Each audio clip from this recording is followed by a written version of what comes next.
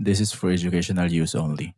Our group grants permission for our instructor, Mr. Roldan Ardines, to use this as educational material.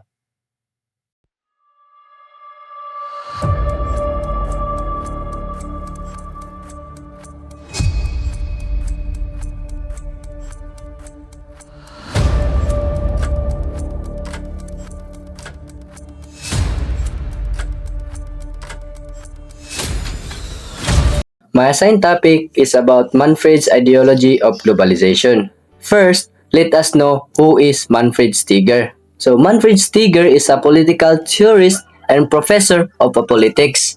He is an author of an ideologist globalization, focuses on the globalization of a political ideology called globalism. To deepen our understanding, let's start with globalism as a political ideology. According to Manfred Steger, globalization is not just a process where countries become connected.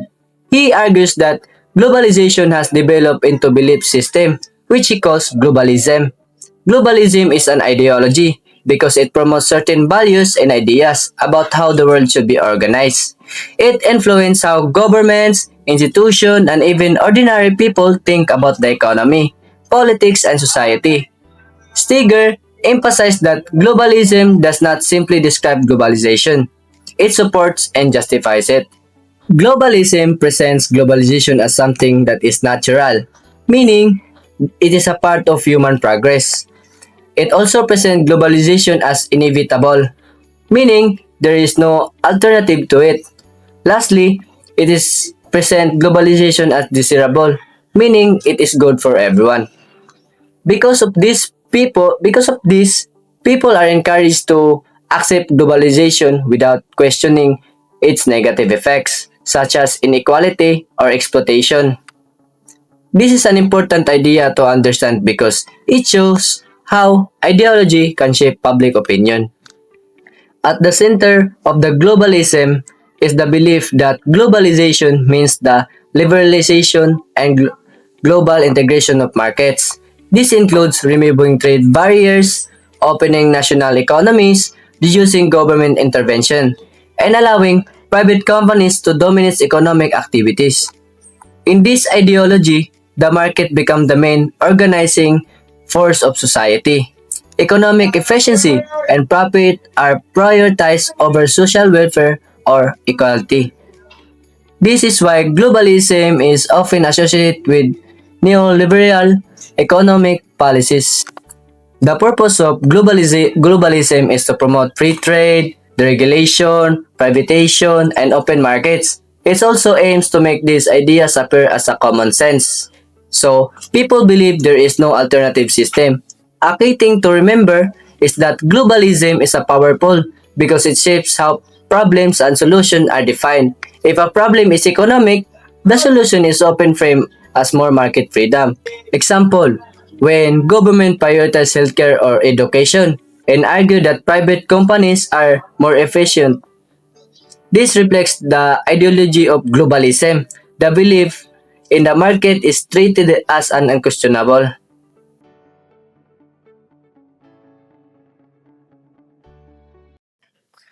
Michael Friedin and his sentiments on globalization. Who is Michael Friedin? Michael Friedin is a British political theorist best known for his work on study of ideologies. Instead of treating ideologies as a fixed doctrines, Friedin views them as a flexible system of ideas that change over time and context. His approach helps scholars to understand how political ideas are formed, structured, and giving meaning. Friedrin's morphological analysis of ideologies. One of Friedrin's major contributions is his morphological analysis of ideologies. This approach explains that ideologies are made up of clusters of political concepts such as freedom, equality, justice, authority, and power. These concepts are arranged in core, adjacent, and peripheral positions. The meaning of each concept depends on how it relates to others. Ideologies are not rigid. They are evolved as concept shifts and reinterpreted. Because of this, Friedrich argued that ideologies is not just an opinion or belief. It is a structured and recognizable pattern of ideas that guides political thinking and action.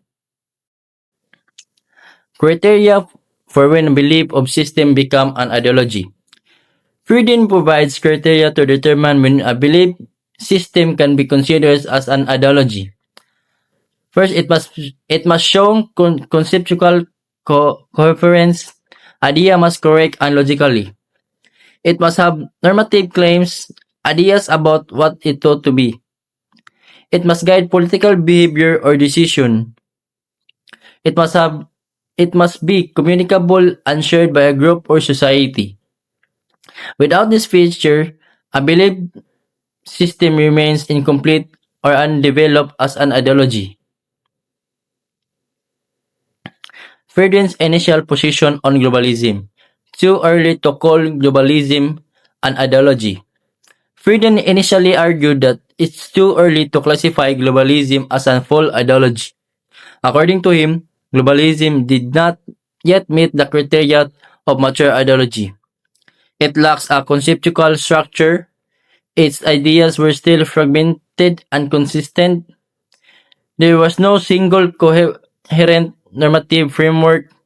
Globalization as a process, not an ideology. Frieden viewed globalization mainly as a set processes rather than a belief system. These processes includes economic integration, cultural exchange, technological interconnectedness, political cooperation across borders. Be- because of globalization describes what was happening in the world rather than what happened. Frieden believed it has not yet transformed into true ideology. Why Frieden was cautious? Frieden's cautious reflects his strict standard for what counts as an ideology. He did not deny that globalization had ideological elements, but he believed those elements were still emerging. They were not yet organized into clear ideologically morphology. Globalism was still dependent on older ideologies like liberalism, neoliberalism, and cosmopolitanism. Overall meaning of Frieden's sentiments. Michael Frieden's sentiments emphasizes that ideology must be conceptual structured, not just a popular ideas globalization. At least initially was better understood as a process rather than ideology. Labeling something an ideology requires careful theoretical analysis, not assumptions. This perspective contrasts with scholars like Manfred Steger, who later argued that globalism did not evolve into full ideologies. So these are Michael Frieden's criteria for an ideology. So Michael Frieden says that an ideology is not just an idea or a belief. To count as a real ideology, it must have these features. First is a distinct conceptual structure. So an ideology must have core ideas that are organized and connected, not a random opinions. For example, liberalism has core ideas like freedom, equality, rights, and democracy that fit together. Second is ability to address major political issues. An ideology must offer answers to big political questions such as who should have power. Next is how should wealth be distributed. And last is what is the role of state. So, for example, socialism addresses inequality by arguing for shared ownership and welfare systems. How are the fixed meanings of political concepts? The decontestation. So, this means an ideology defines what political concepts mean in its own way, reducing disagreement inside the ideology. Example, in liberalism, freedom means individual rights and choice. In socialism, freedom may mean freedom from poverty and exploitation. Steger's engagement with Frieden, the globalization explained. Manfred uses Frieden's criteria to argue that globalization is a real ideology, not just a trend. So, why globalism qualifies as an ideology? So, globalism has a clear structure. Its core ideas include global interconnection, the free trade, open borders, and international cooperation. Second, it shapes public policy and political language. Governments use globalist ideas when they support the free trade agreements and international organizations, the UN, WTO, and IMF, and global cooperation on climate change. Third is the globalism is a major ideology because it has organized ideas, influences political decisions, and defines concepts like development, progress, and global cooperation. So Steger concludes that globalism meets Friedrich's criteria for ideology.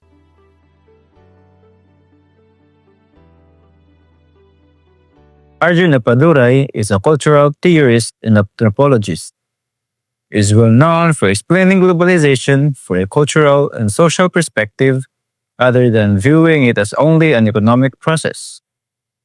According to Appadurai, globalization is best understood as a series of global cultural flows. He explained that globalization involves the movement of people, technology, media, capital, and ideas across national borders.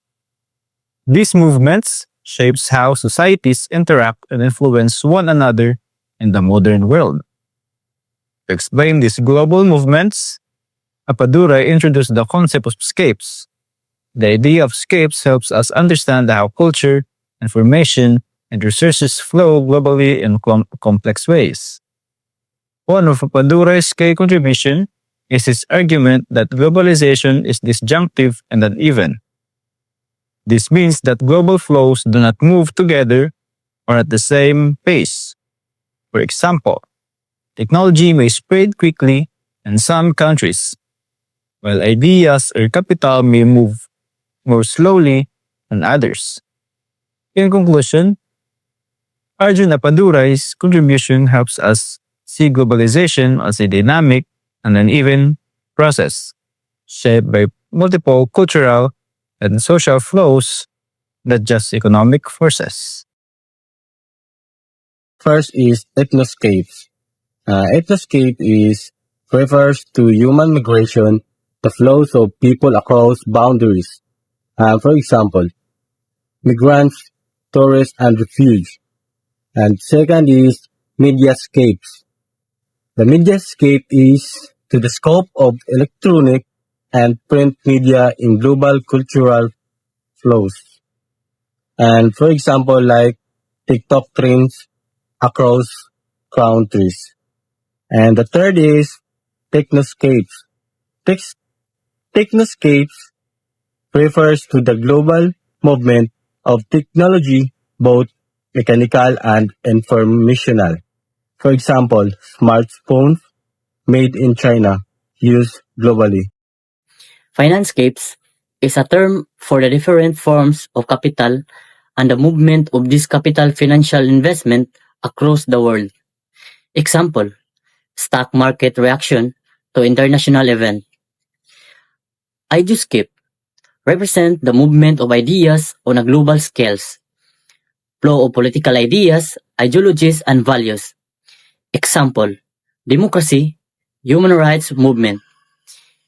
Importance of scapes. They help explain how globalization affects culture differently. They show that globalization is a complex, fragment, and multidimensional.